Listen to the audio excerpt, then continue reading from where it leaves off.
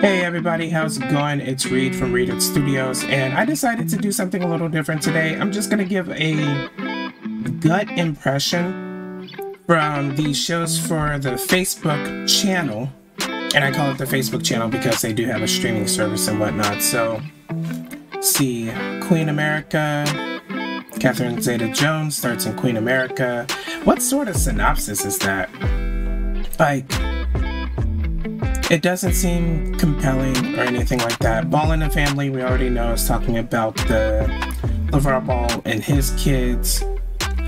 I'm not really interested in Will Smith's bucket list or red table talk because, I mean, keep your business at your own house, to be honest. Sorry for your loss.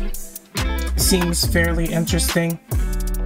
It's talking about the sudden death of a husband transforming this person's life, but there's a big difference, and you'll see.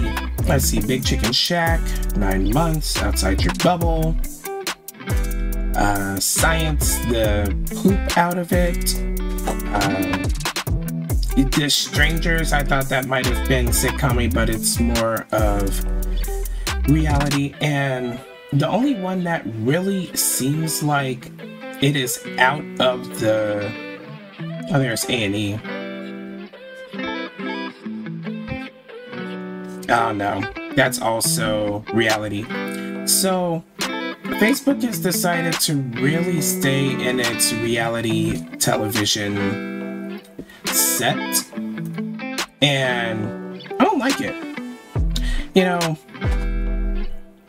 you watch something on Facebook, and if you wanted to, I guess, vicariously live through or have that reality TV show feel, honestly, there really isn't any reason to check out the shows. You can just scroll down your feed. So what is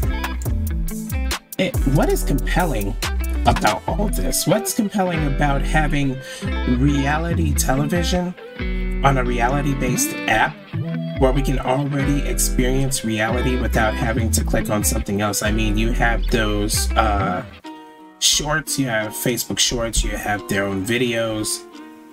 So this is something that I'm just not a huge fan of at all. I think it's fairly uninteresting, honestly. I have enough friends on my feed.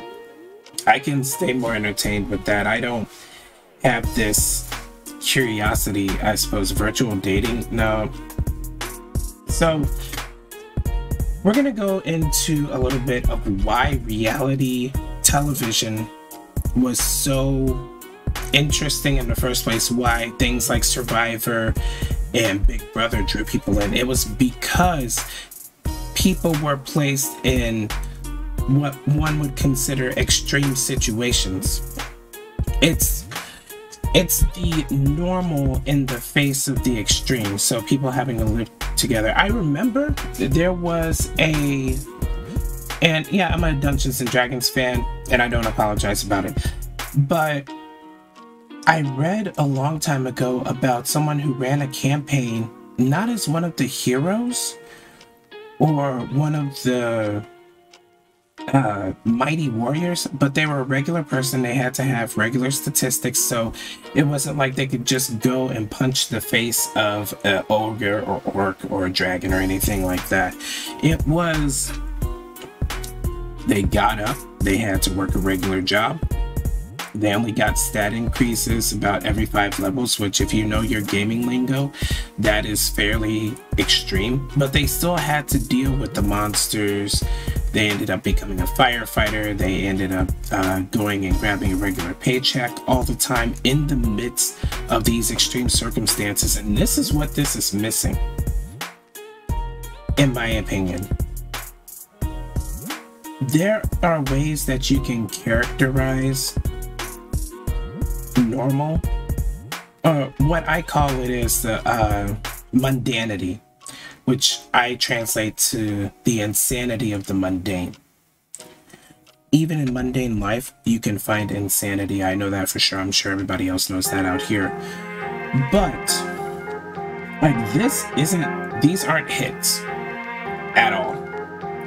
I mean, unless you really care about the individuals in the story as opposed to the story itself, it's not really all that interesting.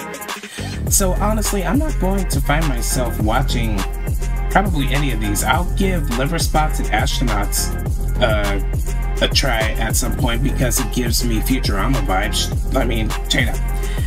Welcome to Dusty Craters, a nursing home in space filled with funky old folks who discover they play an integral role to the survival of the universe. So, that gives me some... right now it's giving me some Ren and Stimpy feels. I'm not going to show the kids that, that's kind of creepy. But I think that they need to dive a little bit more into the ridiculous and not, you know, interpersonal drama ridiculous, but the realm of the uncanny, if you know what I mean. I mean, there's a reason why Bear Grylls is so popular. That's a reason why Steve Irwin was so popular, because Steve Irwin was just doing a shout out to Crab Brothers. The aforementioned wave of reality shows, there's something beautiful about the mundane within the uncanny, and that's really missing in these lineups.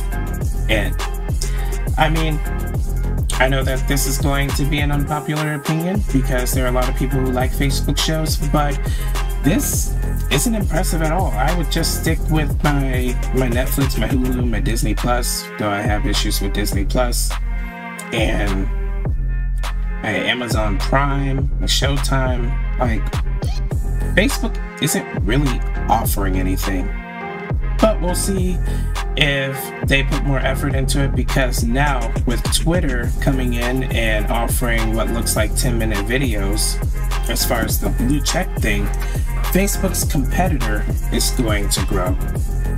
But that's it for my opinion, as I accidentally changed the page.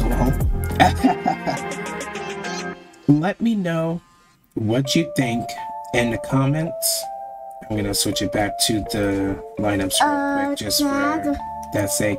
Everybody say hello to my munchkin. And I appreciate you all. Feel free to throw a like this way, follow, comments. Please comment. I want to hear your feedback on these. And I'm going to be setting a schedule for what's going on, or what will be going on the YouTube channel from here on out. Tell somebody you love them. I love you, Peanut. Can I talk to you? And yeah, take care. See you guys on the next one.